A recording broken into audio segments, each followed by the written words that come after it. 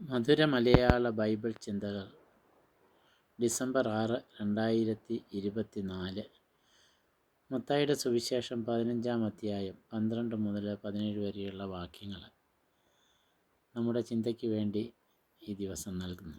സ്വർഗരാജ്യത്തിൻ്റെ രഹസ്യങ്ങൾ, അത് ആർക്കാണ് വെളിപ്പെടുത്തപ്പെട്ട് കിട്ടുക?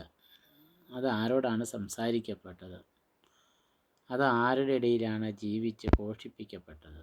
അത് ആരിൽ നിന്നാണ് അടുത്ത തലമുറയ്ക്ക് നൽകപ്പെട്ടത്? അതിന് കർത്താവ് കൊടുക്കുന്നൊരു ഉത്തരമാണ്. അത് നമ്മൾ ശ്രദ്ധിച്ച് വായിച്ചാൽ, സ്വർഗരാജ്യത്തിൻ്റെ രഹസ്യങ്ങൾ ഗ്രഹിക്കാനുള്ള വരം ലഭിച്ചവർ നിങ്ങളാണ്.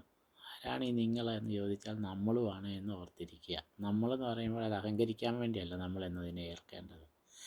മനുഷ്യകുലം മുഴുവനും, ഈ പ്രപഞ്ചത്തിലുള്ള ഓരോ ജീവജാലങ്ങളും അണുകീടങ്ങളും എല്ലാം ദൈവത്തിൻ്റെ സ്പർശം അറിയുന്നു, ദൈവത്തിൻ്റെ രഹസ്യം ഉൾക്കൊള്ളുന്നു, ദൈവത്തിൽ പൂർണ്ണമായി നിലനിൽക്കുന്നു.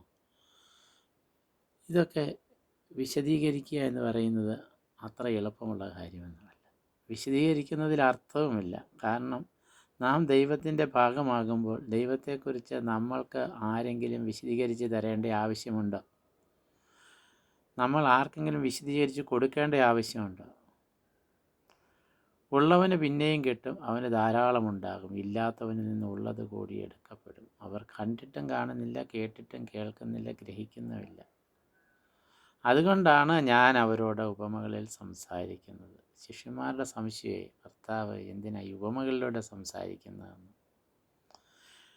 ശിഷ്യന്മാരോട് കർത്താവിന് ഉപമകളിലൂടെ സംസാരിക്കേണ്ട ആവശ്യമില്ല. ശിഷ്യന്മാർ അല്ലാതെ അവിടുത്തെ കേൾവിക്കാരായിട്ട് മാത്രം, അവിടുത്തെ അനുകരിക്കുന്നവരായിട്ട് മാത്രം ഓടിക്കൂടുന്ന കുറേ ക്രിസ്ത്യാനികളുണ്ട്. ക്രിസ്തുവിനെ അനുകരിക്കുന്നവരാണ് ക്രിസ്ത്യാനികൾ.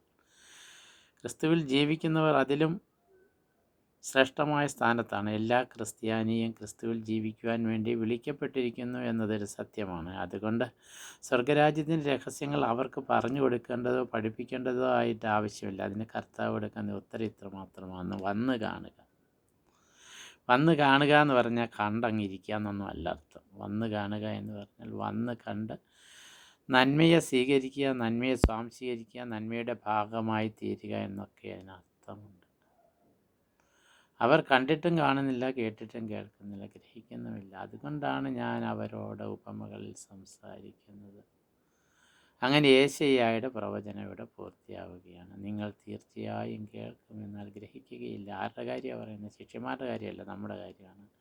നിങ്ങൾ തീർച്ചയായും നോക്കും, എന്നാൽ കാണുകയില്ല. നമ്മുടെ കാര്യമാണ്. ക്രിസ്തുവിനെ നമ്മൾ നോക്കും, കാണും, ക്രിസ്തുവിൽ ജീവിക്കും, പക്ഷേ ക്രിസ്തുവിനെ അറിയുന്നില്ല. എന്തെന്നാൽ ഈ ജനത്തിൻ്റെ ഹൃദയം മരവിച്ച് പോയിരിക്കുന്നു. അവർ കണ്ണുകൊണ്ട് കാണുകയും ചെവി കൊണ്ട് കേൾക്കുകയും ഹൃദയം കൊണ്ട് മനസ്സിലാക്കുകയും ചെയ്ത് മാനസാന്തരപ്പെട്ട് എന്നിലേക്ക് തിരിയുകയും ഞാൻ അവരെ സുഖപ്പെടുത്തുകയും ചെയ്യാതിരിക്കേണ്ടതിന് അവർ തങ്ങളുടെ കാതുകൾ കല്ലിപ്പിക്കുകയും കണ്ണുകൾ പൂട്ടുകയും ചെയ്തിരിക്കുന്നു.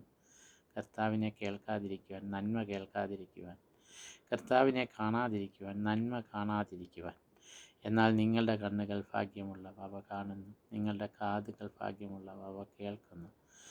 യേശുവിനെ അറിഞ്ഞവർ, അനുകരിക്കുന്നവർ, അവിടുത്തെ വചനങ്ങൾ വായിക്കുന്നവരോടാണ് കർത്താവ് പറയുന്നത്: നിങ്ങളുടെ കണ്ണുകൾ ഭാഗ്യമുള്ളവ, അവ കാണുന്നു. എവ കാണുന്നു? അനേകർ കാണുവാൻ ആഗ്രഹിച്ചവ. നിങ്ങളുടെ കാതുകൾ ഭാഗ്യമുള്ളവ, അവ കേൾക്കുന്നു. സത്യമായി ഞാൻ നിങ്ങളോട് പറയുന്നു, അനേകം പ്രവാചകന്മാരും പുണ്യപുരുഷന്മാരും നിങ്ങൾ കാണുന്നത് കാണാൻ ആഗ്രഹിച്ചു.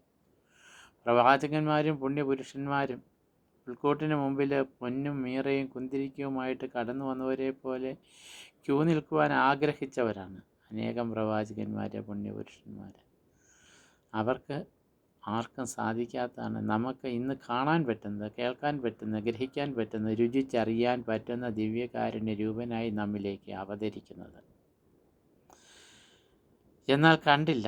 നിങ്ങൾ കേൾക്കുന്നത് കേൾക്കാൻ കൊതിച്ചു, എന്നാൽ കേട്ടില്ല. പക്ഷെ തിരിച്ച് അത് നമുക്കായിട്ട് ഇതേ വചനം തന്നെ തിരിഞ്ഞുകൊള്ളുകയാണ്. നമ്മളും യേശുവിനെ കാണുന്നു, അറിയുന്നു, മനസ്സിലാക്കുന്നു, ഗ്രഹിക്കുന്നു. അവിടുത്തെക്കുറിച്ച് വാദോരാതെ സംസാരിക്കാൻ നമ്മൾക്ക് കഴിവുകൾ ദൈവം തന്നിരിക്കുന്നു. അവയെ ഉപയോഗിക്കുവാനോ അവയനുസരിച്ച് ക്രിസ്തുവിന് സാക്ഷ്യം നൽകുവാനോ ക്രിസ്തുവായി ജീവിക്കുവാനോ ഒന്നും നമുക്ക് പറ്റാത്ത പരിതാവസ്ഥകളിലൂടെ നമ്മൾ കടന്നു പോകുന്നു. ഭൗതികതയുടെ കടന്നുകയറ്റം നമ്മെ അംശാന്തം മുങ്ങിക്കളയുന്നു, കഴുത്തോളം മുക്കിക്കളയുന്നു. സംസാരമാം സാഗരത്തിൽ അംശാന്തം മുങ്ങുലാസഖേ എന്ന് മലയാളി പഠിപ്പിക്കുമ്പോൾ സംസാരമാകുന്ന ഈ ലോകമാകുന്ന കടലിൽ നമ്മൾ